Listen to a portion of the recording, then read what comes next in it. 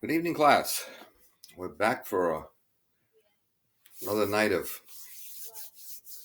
plumbing classroom.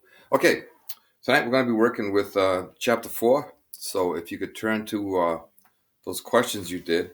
Now, I know I covered a lot of this chapter, but I didn't do the very end.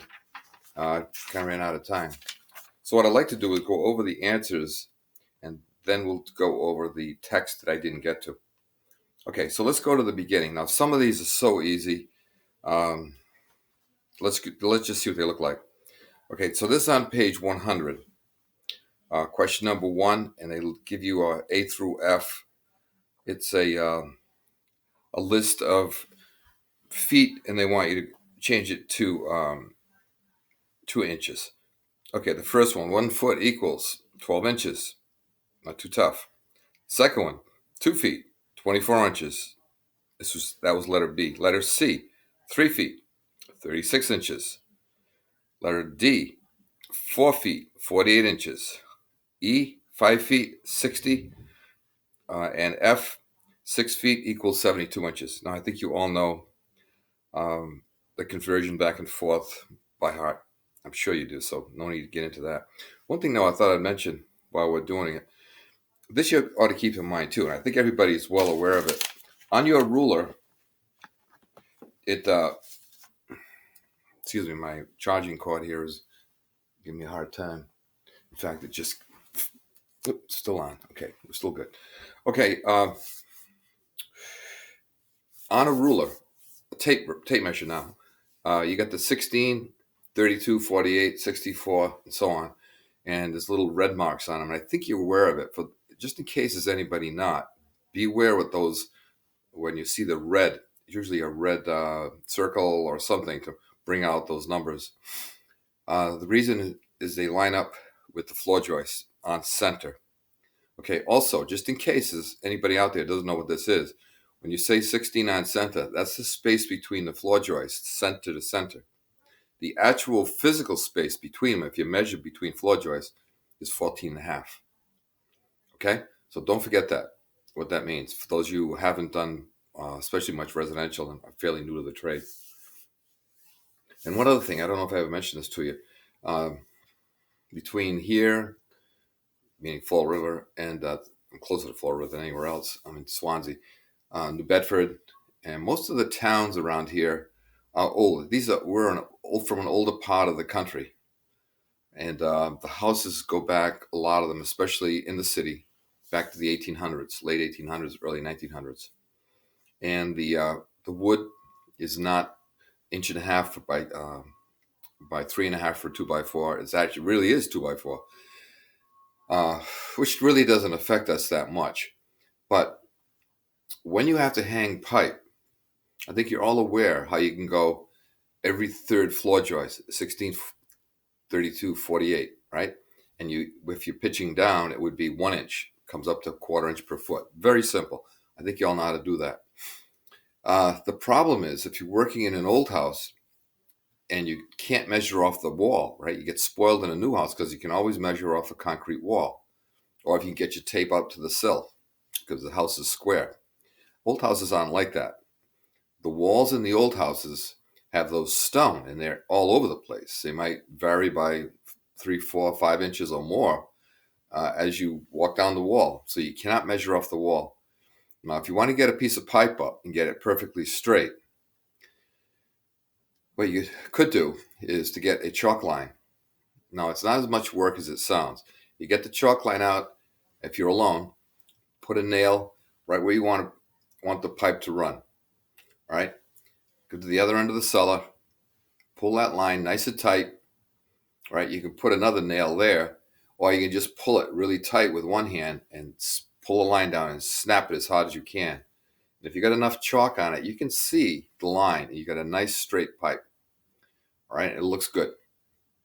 Okay, so that's one way to get around a wall that's not flat, not a modern poured wall. Poured walls didn't come along until I'm guessing around the 1940s. I know my father's house was 1949, and they didn't have forms in those days. What they would use is like 1x8s, 1x10s, the subfloor.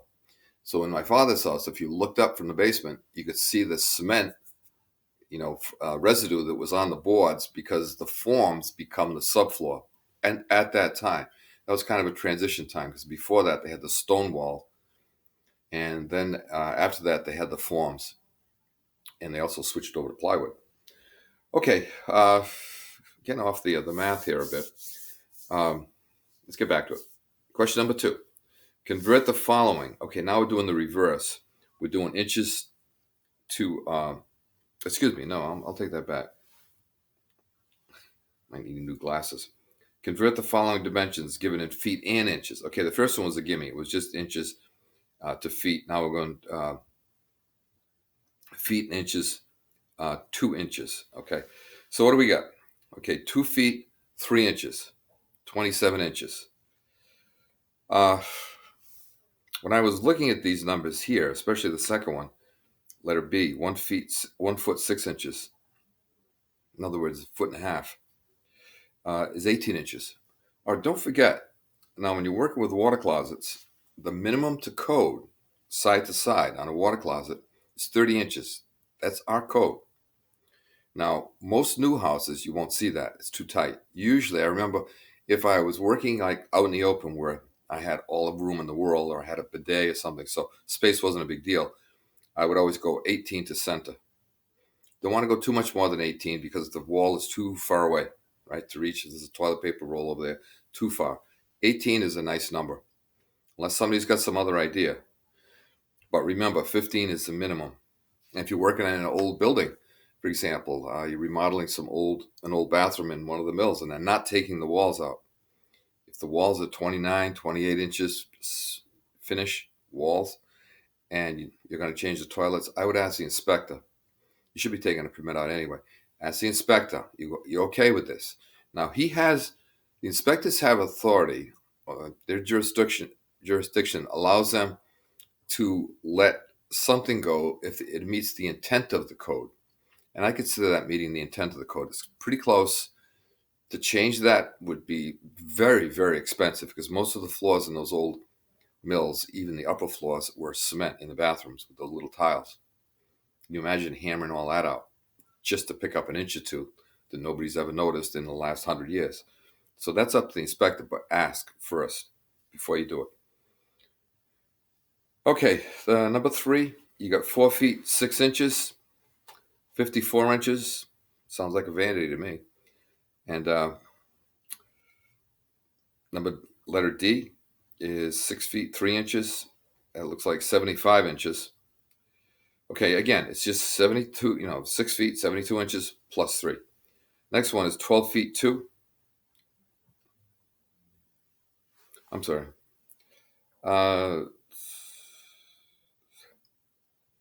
All right, the next one is 12 feet 2 inches, and that would be 144 plus 2. 12 times 12 is 144.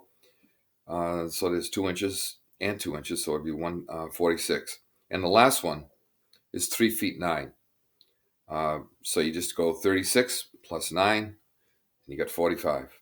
All right, so we got the first 2 out of the way. There's really no formula involved there, and I think all of you can do that. Doesn't need any explanation. Okay, the third one. Convert the following dimension given in inches to their equivalent in feet and inches. Okay, so we got 17 inches. So that'd be 12 plus 5. All right, so you got 12 inches, which is a foot, and then you got 5 inches left over. The next one would be 3 feet plus 7 inches left over, so it's 3 feet 7. 54 and a half would be 4 feet plus 6 and a half left over. Then we get 92 and 3/8 would be 7 feet and 8 and 3/8 left over. The next one is 35 and a half is 2 feet 11 and a half. And the last one was 23 inches, 1 foot 11. Okay, that kind of goes with the 1 and 2. They're kind of gifts. Number 4. All right, this gets into a little back to school here. And on adding fractions. Okay, I'm going to go over this kind of quick. I don't know if this is going to pop up on your plumbing exam. My guess it isn't, but you never know. Remember, this book is not for maths. So just because it's here doesn't mean you're going to see it again in the on a license exam. However, you really should know how to add fractions anyway. If you're trying to add up some measurements and you have to be pretty exact, you just can't wing it, and you might want to be able to add the fractions. So let's go back to school for a little, just a short trip here. I really am going to need new glasses. We got 18 and a half and 1.5 plus 1.5. Okay, that looks like 20 inches even. All right, a half and a half is 1. I think we can see that. Plus 19. All right, so the first one is 20 inches. Okay, the second one, 6 3/4 plus 1.5.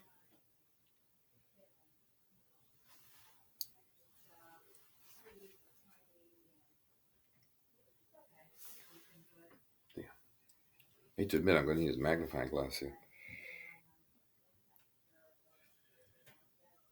Okay.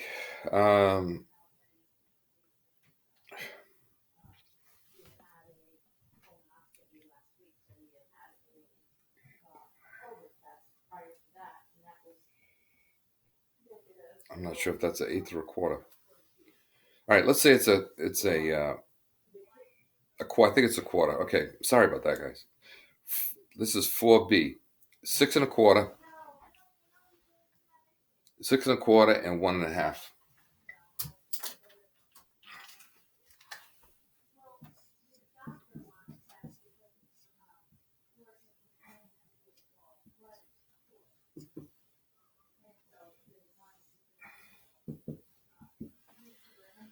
Okay. No, I think I might have done one of these with you before. In any case, this here, the bottom number, common denominator, right? We need a common denominator. All right, so we don't have it. You cannot add these the way it is here. It doesn't work right. Okay, so what we do is we carry everything over, and the common denominator will be 4, the number they can both go into. So this will be 4. This is 1. This is 1. And, all right, the bottom is going to be 4. All right, so 2 goes into 4 2 times. 2 times 1 is 2. Okay, and you add these up, and you come up with 7 3/4. Okay.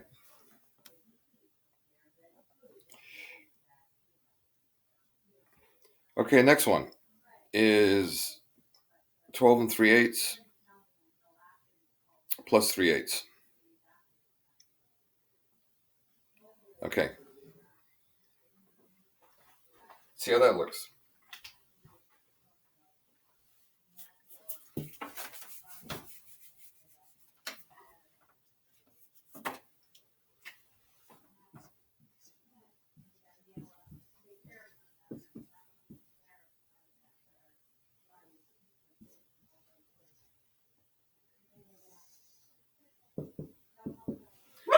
Okay, actually, this one here, I really didn't need to put it on the board.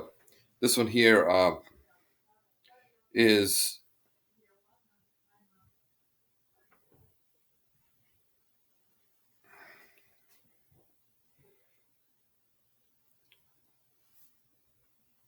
nope, I'm looking at the wrong one. Excuse me. Let's see. This one was what's that, letter D? Hold up on that.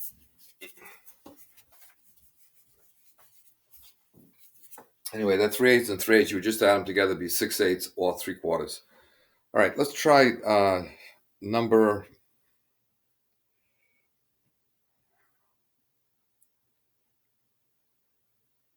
Let's try letter E. 4E. 12 and 1/8 plus 3/4.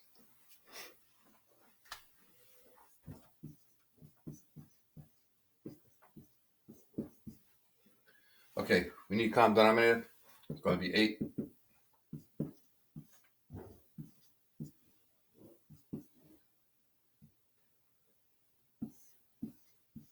Four into 8 goes 2 times 3. Okay, so 6/8 is 3/4. That's what we're doing there. All right, now this one actually was a little more than I thought it was. Can't deduct 6 from 1. So what do?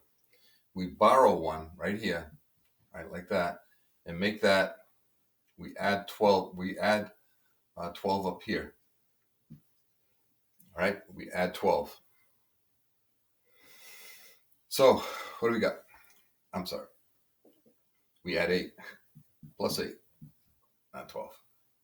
So we have 9 over 8, 12 and 9 over 8 minus 6 over 8.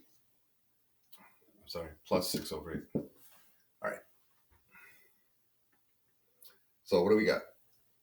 If this was a minus right here, like that, let's make it a minus all the way across. I don't want to.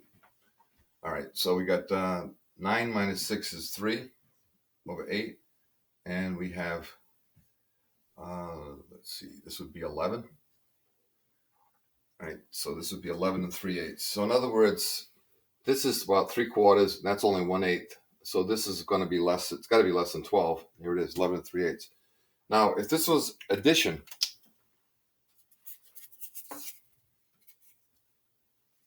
let's see what it looks like. Okay, we didn't have to do this here, right? So let's change it to addition. We still have to find the common denominator.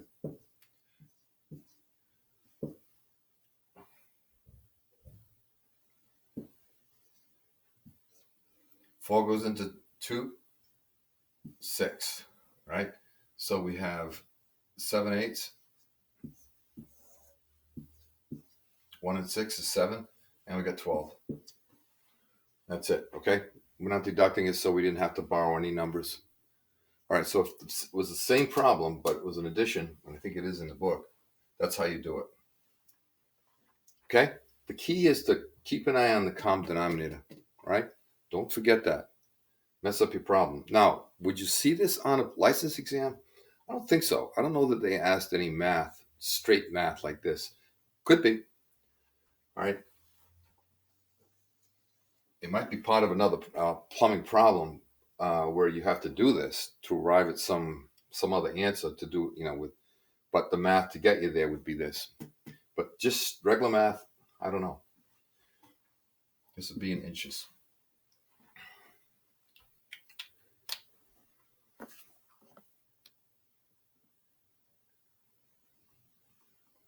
Okay.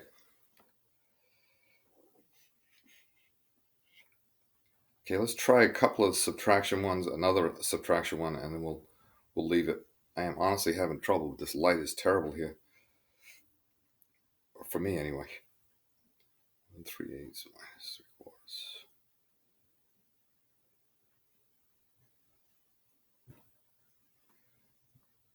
7 3/4 minus 1 1/2. 3/4.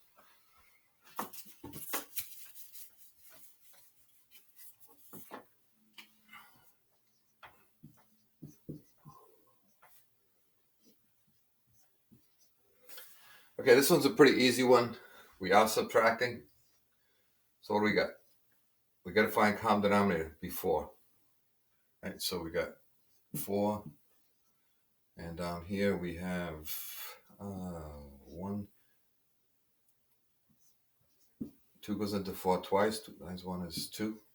All right, this works because this number here is bigger than this, so I don't have to do any borrowing. If I did have to borrow, this would have gone to 7.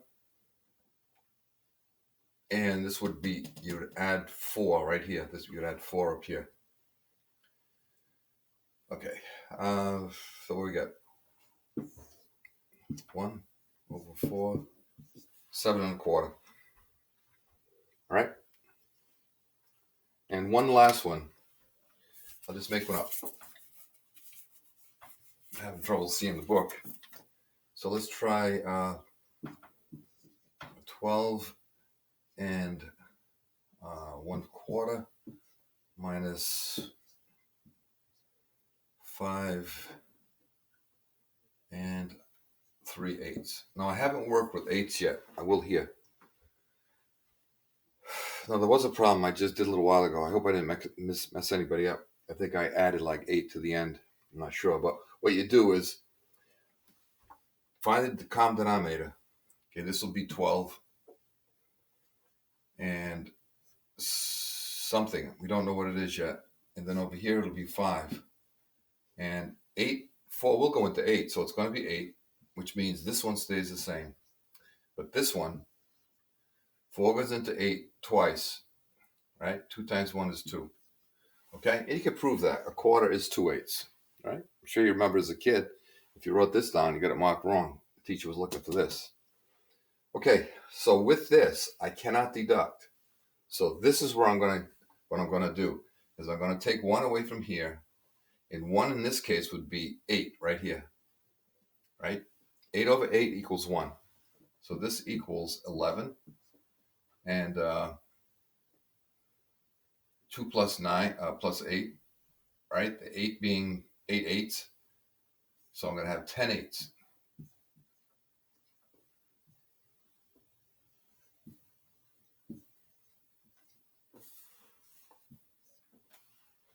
We see that? I borrowed 1 from here, which is 8 eighths, like this. Any number over itself equals 1, okay? In this case, it was 8, so I added 8 up here, right? So I took the 1, or the 8 eighths, came from here, drops this to 11. Now we can work with it. Now we got 7 over 8, and 11 less 5 is 6.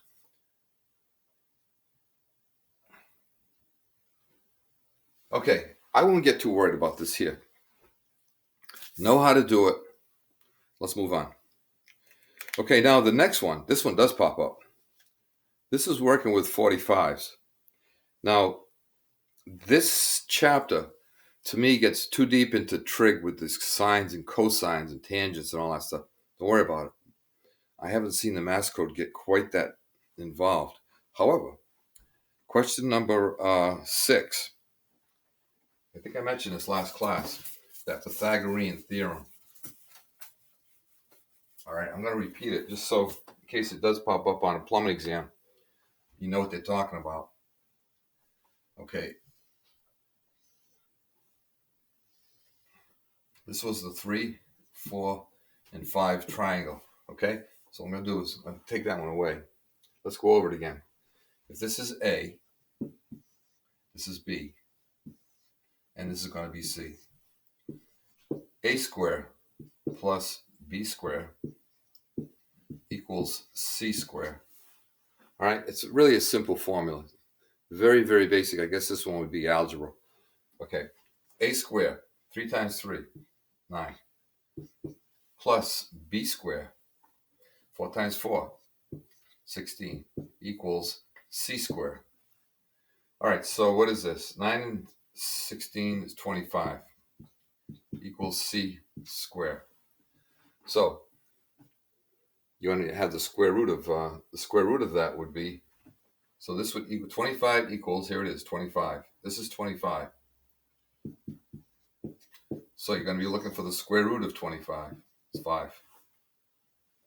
That's it. Right?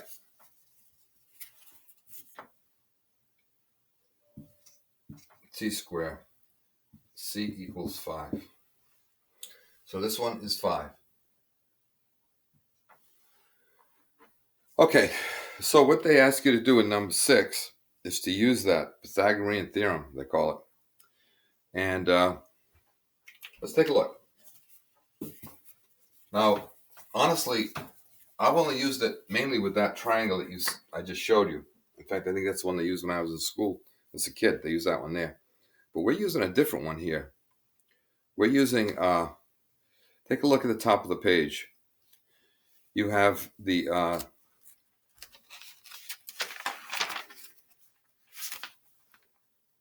offset,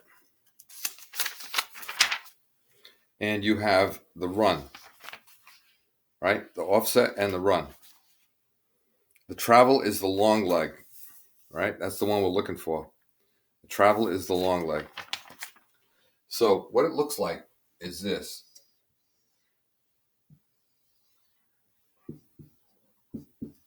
This would be the offset right here. This is what we're looking for. All right, so this would be the A. right? It worked. I believe they call this an equilateral triangle. It means both sides are the same. The other one was not, but it still works. So it's 16 square, like this. This is A. Excuse me. This is C.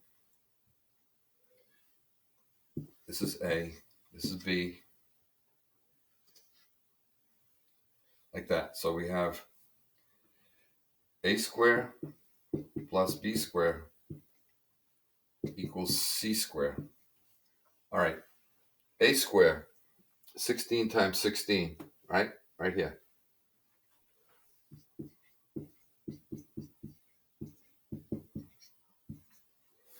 All right, 16 squared is 256.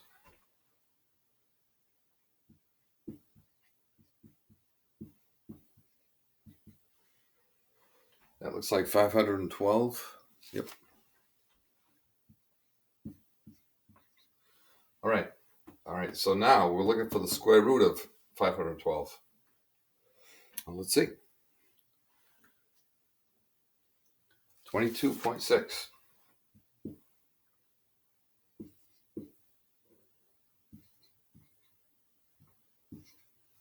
A squared would have been 512.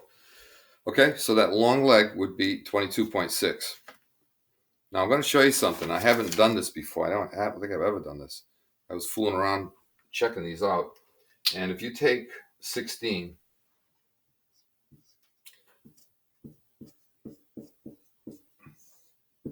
so if they give you a 45-degree offset and they give you one of these two measurements, right, because they're always the same on a 45, what you do is just multiply the 16 times 1.414. And if you do that, I did on the calculator, it comes up to 22.62. All right, which is the same as this one here. Okay, so there's two ways you can get to this one. If they give you this here, the 16 and the 16 squared, it comes up to this squared, and then just find the square root. Now you're using a calculator, whether you're using your phone or whatever. The math is easy. As long as you know how to use it, the math part isn't hard with the calculator. All right, so there's two ways to do it. This is the Pythagorean theorem, fancy name. Really all it is just add up these two and then find this one here based on that. A squared plus B squared equals C squared. Okay, the easier way to me is to take this leg here or this one and multiply it by 1.414. It's almost 1.5 times longer, right? And it's a constant. This never changes as long as it's a 45 degree. Now, the one for 22.5 is different. The one for 60 is different. I don't know that myself. I'd have to have a chart. But my guess is this one you would have to memorize because I suspect you're going to see that one again without a chart. Okay, so the first part, number 6 was the Pythagorean theorem. And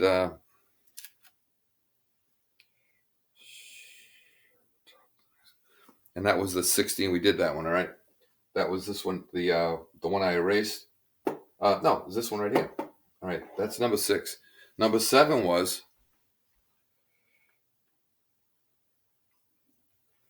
okay, I think this is what they're looking for. It uses a 1.414. Listen, don't get worried about that sine, cosine, tangent, all that.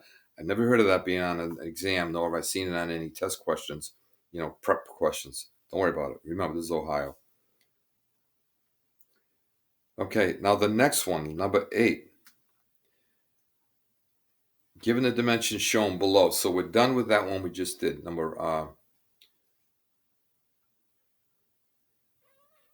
sorry. Let's go back. My mistake. Go back. Number 7. I took it on myself to do that with the 1.414 with this one right here. Okay. They use it with a different number, but let's do it. So they're doing it with a 24. So let's do this. Pythagoras is gone.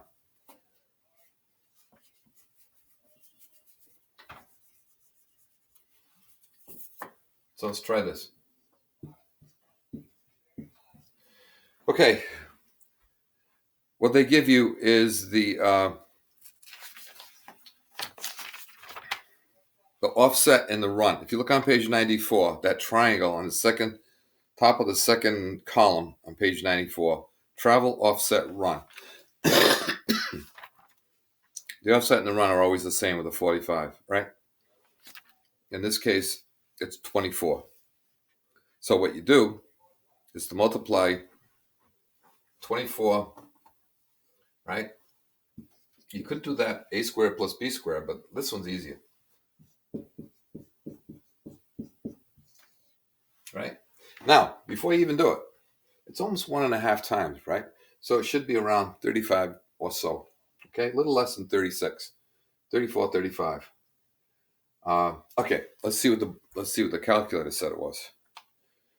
All right, the calculator actually said it was 33.93.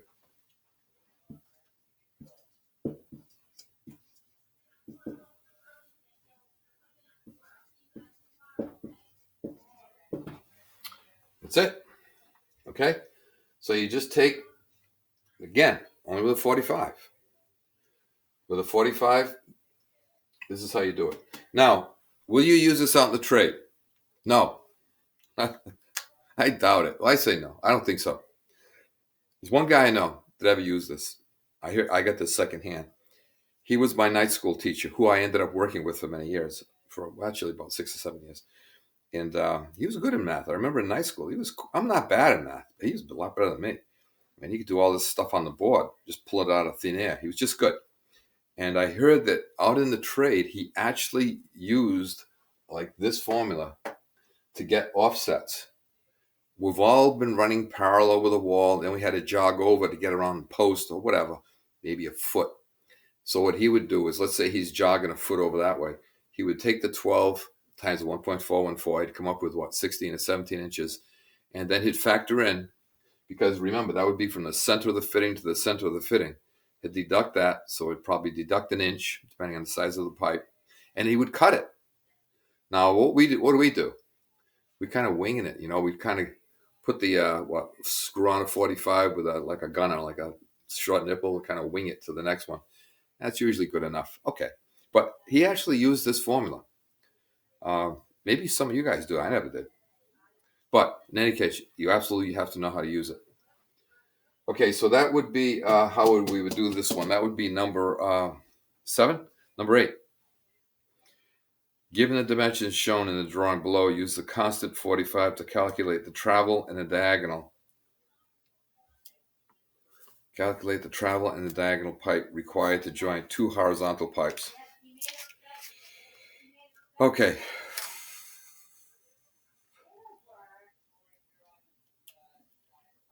Okay, same question. To me it is, I think. All right, so what I would do is just take the 8, right? I'm not even going to erase this.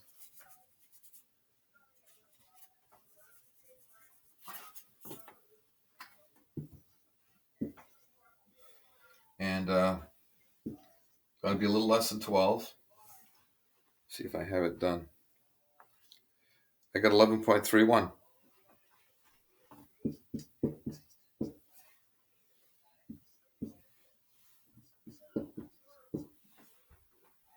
That's it.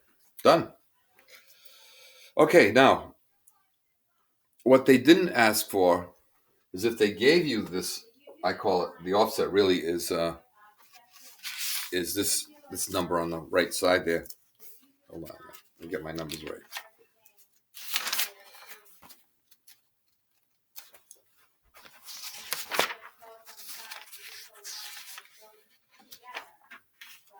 Okay, travel, offset, run.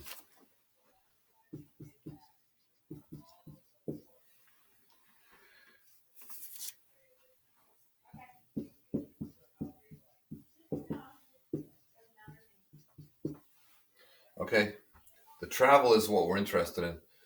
Now, let's say that they didn't ask it in the book here, but here's a question you could get from Mass. Let's say they gave you this number here. I want you to write this one down.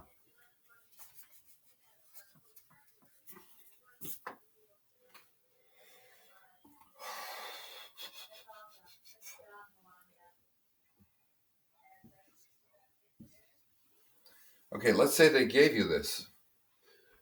The travel is 26. What's the offset? Right? Which would also equal the run because they're both the same. Now what do? Okay, watch this. This is a nice simple one. So write it down. Take the 26, multiply it by 0.707. Okay? Multiply it by 0.707. What that means is you're multiplying that by 70.7%. So this here is equal to 70% of the 70.7% of the travel. That's what it means. So I don't have that one done, and I do have the calculator. Let's see what it looks like. So we have 26 times 0.707 equals 18.38.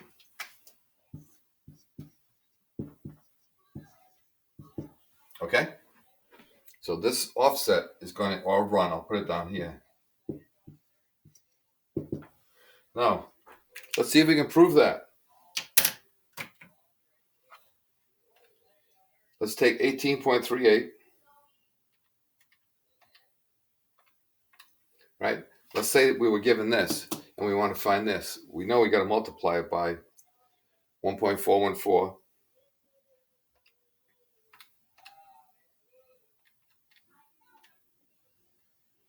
Okay, it comes up to 25.98. Close enough, right? A lot of these formulas, they round off because they just go on, as they say, to infinity.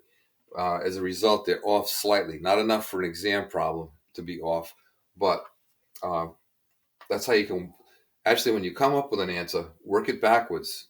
If you come up with the 1.414, take your answer and go back with the 707. Make sure you got it right. If it's coming out like not even close to, in this case, to 26, you messed up. Okay? So if you took, now I'll write it down because this one is very important. 18.38, right? Times 1.414 equals.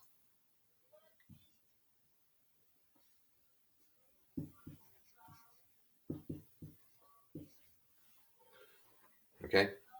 Most of the exam questions for your license, there is a little bit of slack. And there's actually one of those cram courses, those 1 week cram course, I guess you call it, where they'll actually tell you how much you can be off by, where you don't have to go too crazy with the decimals. This is, I know, is well within the limits. So this is how it works. Okay, so you find your answer this way, and then work it backwards, or the other way around. Find this one first, and then go this way, and you should come up with the same thing. Okay, let's see how we're doing for time. Actually, get a little bit long here, so I'm going to cut this off, and we'll pick it up, as they say, on the other side.